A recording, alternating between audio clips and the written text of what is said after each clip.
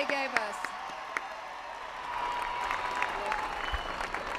Well, the moment has finally arrived, and I've got to tell you, this is a Kodak moment for me in my life. 6 months ago, I had the pleasure of welcoming Mrs. Clinton to our village, San Diego.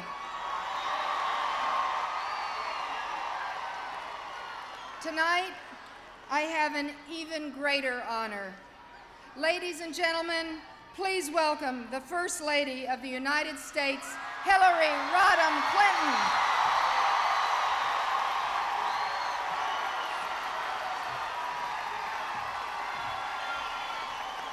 Thank you.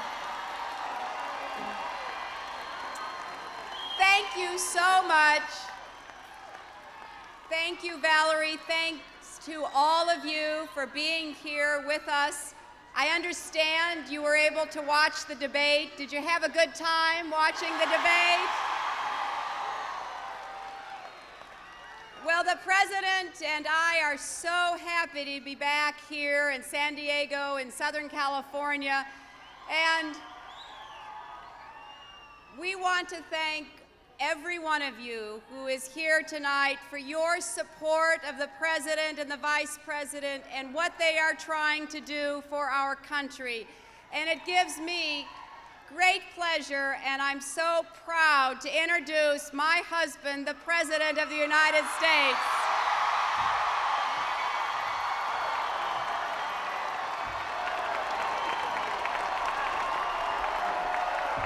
Thank you. Thank you very much. Thank you. Thank you.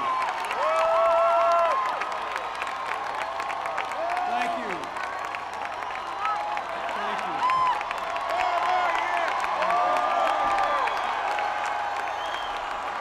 Thank you.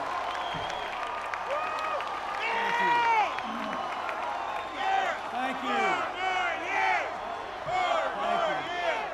Thank you. Thank you. Thank you. Thank you. Wow. Thank you, San Diego. Thank you for being here tonight.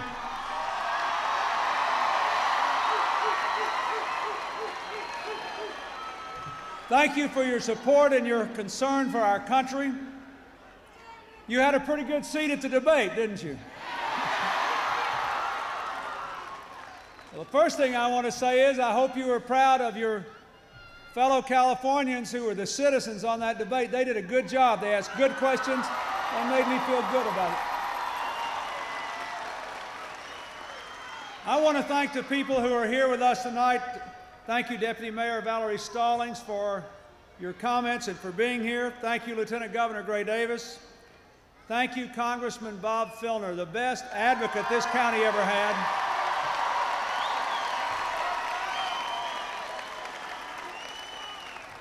If you had any idea how much time Bob Filner spends burning my ear about something for this area, you would double his pay and cut his hours. It's amazing what he does.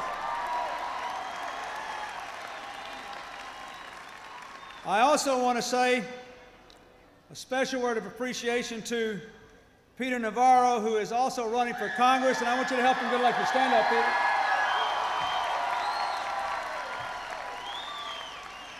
We have some other congressional candidates in the audience, I know. Dan Farrell, Rita Tamarius, Darity Wesley, are they here still?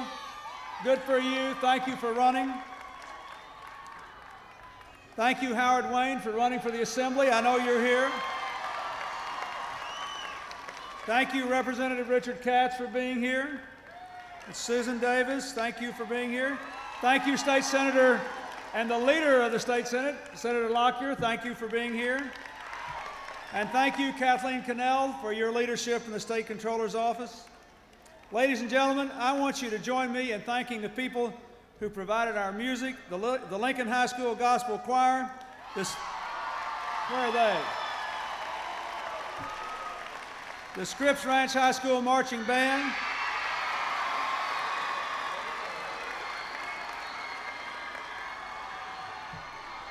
That's how we build the crowd, you know. You bring a band and all their relatives come and their friends. It's great. And Little Feet, weren't they great? Give Little Feet a hand, they were terrific.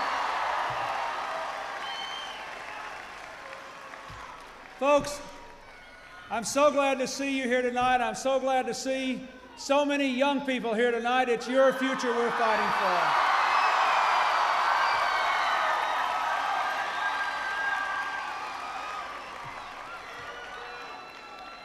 You know, I have had a lot of good and some very moving days in California since I have been president.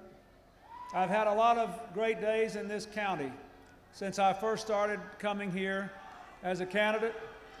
And I was thinking tonight, hoping that I would get some questions about it.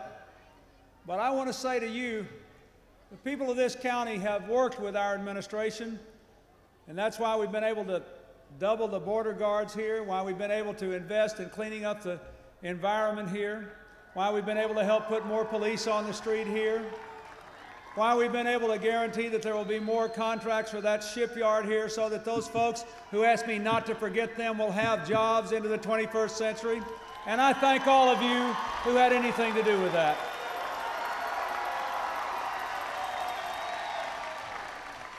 You know, tonight you heard two very different visions of our future. And what you also heard was what I think is the last debate I'll ever be in as a candidate, unless I run for the school board someday. But while it was my last debate, I hope it was the beginning of a lot of conversations that all of you will have about what our country is going to be like in the 21st century. There are enormous practical consequences to the ideas that we have, to whether you really believe that we're better off on our own or whether we're better off when we work together to give each other the tools to make the most of our own lives and our families and our communities. There's a lot of significance to whether you believe we should build a bridge to the future we can all walk across or just show people the valley and say, I hope you can find some way to get over it.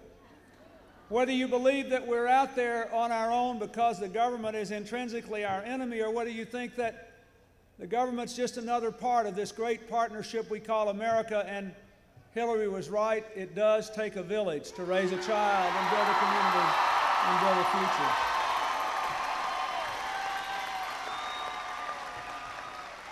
I want all of you to know, especially the young people, that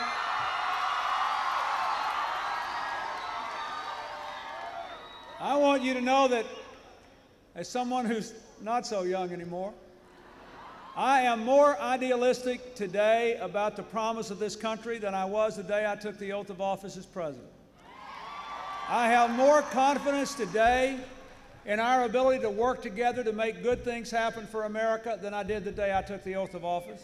I have more conviction today that our best days are still ahead, and I know that 20 days from now, if we decide that together we're going to build that bridge, that our best days are still ahead and your best days are still ahead, and America will still be the greatest country in human history in the 21st century.